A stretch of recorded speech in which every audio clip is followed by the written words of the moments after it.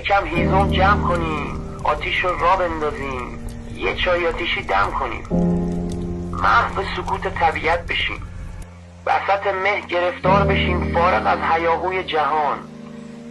دوشیم از هرچی آدمه، گیج و مبهوت بین بودن و نبودن. اون بر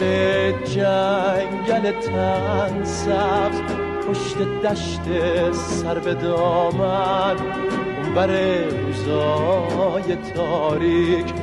پشت نیم شبای روشن، برای باور بودن